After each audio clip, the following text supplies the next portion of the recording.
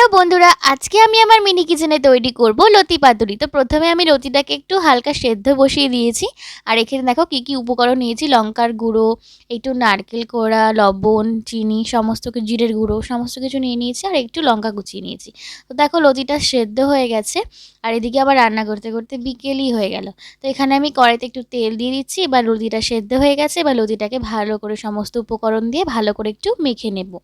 তো দেখো এখানে লতিটা মেখে নিয়েছি। এবার কড়াইতে তেল দিয়ে ভালো করে পেঁয়াজটাকে ভেজে নিচ্ছি লাল লাল করে। তো এখানে একটু নারকেলও দিয়ে দিয়েছি পেঁয়াজের মধ্যে, খেতে টেস্টি। পেঁয়াজটাকে লাল লাল করে ভেজে নেওয়ার পরে আমি লতিটা চাপিয়ে দিয়েছি। তারপর লতিটা একটু কষানোর পরে আমার লতি রেডি।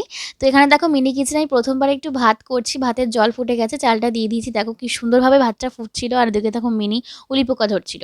এখানে আমার ভাত রেডি হয়ে গেছে, আমি একটু সার্ভ করছি। এবার লতি দিয়ে আমি খেয়ে নেব। দুর্দান্ত হয়েছিল লতিটা খেতে। তো চলো, আজকের ভিডিওটা ভালো লাগলে অবশ্যই কমেন্ট করে